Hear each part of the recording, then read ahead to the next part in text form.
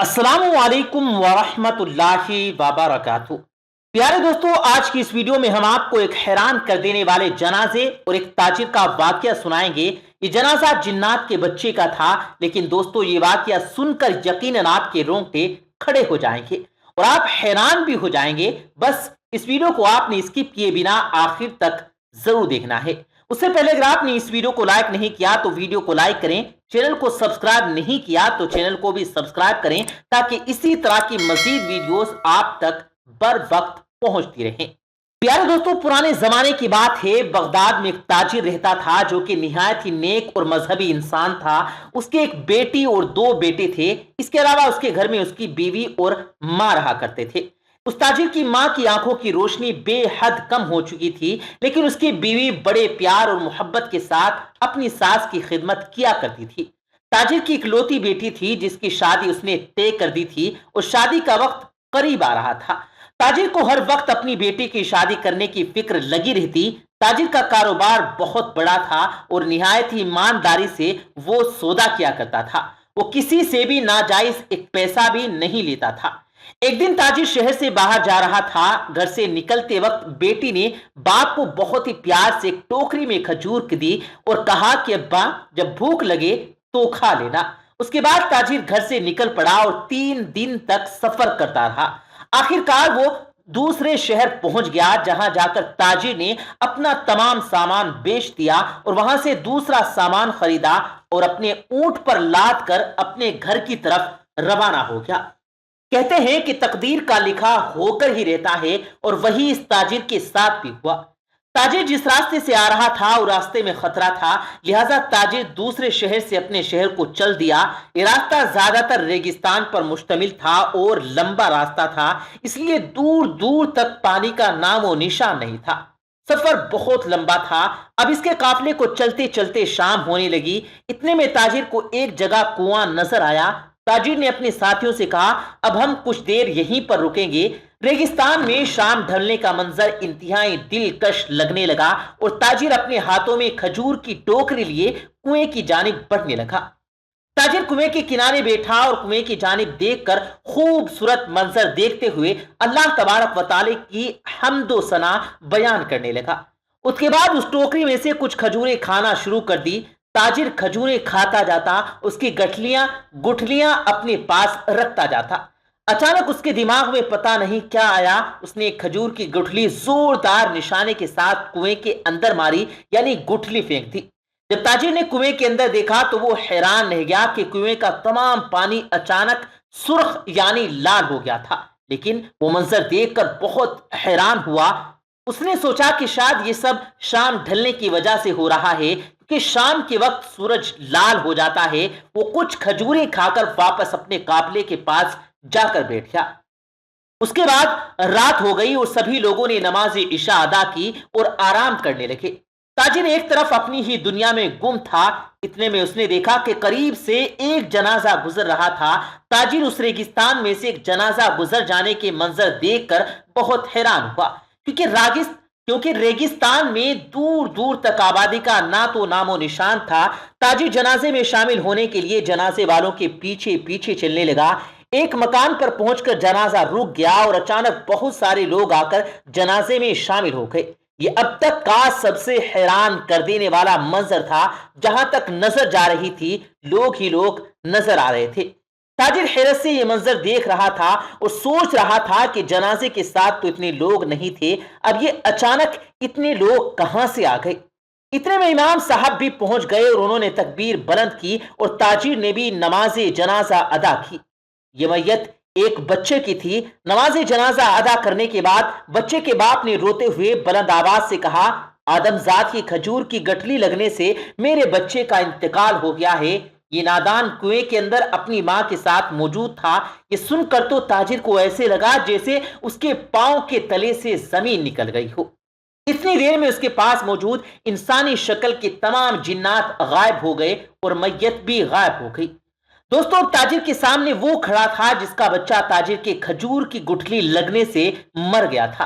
ताजिर के हाथ पांव कांपने लगे। जिन गुस्से में ताजिर से मुखातिब होकर कहने लगा, ए आदमजाद, तेरी वजह से मेरे बेटे का इंतकाल हुआ है और अब मुझे इसका बदला चाहिए। मुझे खून के बदले खून चाहिए और अब मैं तेरा बेटा लूंगा। ये सुनकर ताजिर रोने लगा और कहने लगा, ए जिन, ये गलती मुझसे अनजाने में हुई है। कुएं में तो सिर्फ पानी ही था, मुझे वहां पर तेरा खानदान नजर नहीं आया।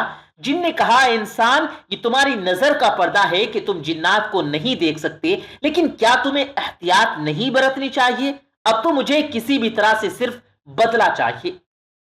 प्यारे दोस्तों, वो जिन किसी भी तरह से नहीं माना।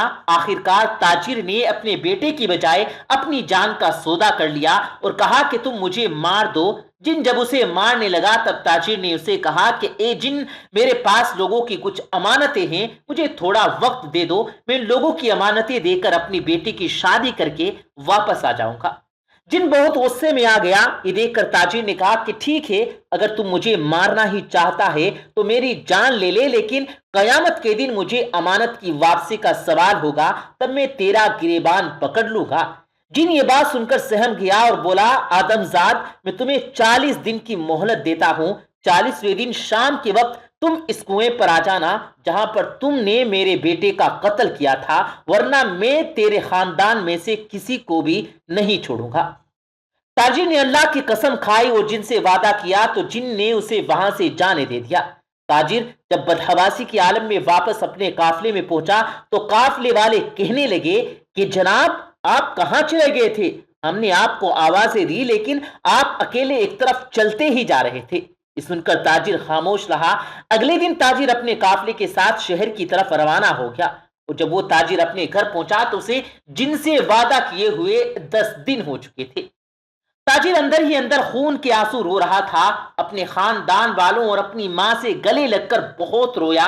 ताजिर के इस रवैये पर सभी घर वाले बहुत परेशान थे कि इससे पहले भी ये तिजारत के लिए गए थे, लेकिन इस बार तो इनका हम सब से मिलना ऐसा है कि जैसे ये अब हमसे बिछड़ने वाले हैं। अगले दिन ताजिर एक कब्रिस्तान के करीब से गुजर रहा था। इतने में उसने देखा कि वहां पर एक सूफी बुजुर्ग बैठे हुए हैं और अल्लाह का नाम ले रहे हैं। उनकी जानिब बढ़ने लगे। ताजिर के करीब बैठकर जोर जोर से रोने लगा। बुजुर्ग ने कहा कि जिस खौफ में मुब्तला है उसे अपने दिल से निकाल दे। ये जिस खौफ से तू डरा हुआ है ये तो जीते जी मरा हुआ है। मौत का खौफ अपने दिल में ना रख। मौत दुनिया की अटल हकीकत है। कोई भी मजहब का हो, चाहे अल्लाह को माने या ना माने, मौत तो एक दिन हर किसी को जरूर आती है।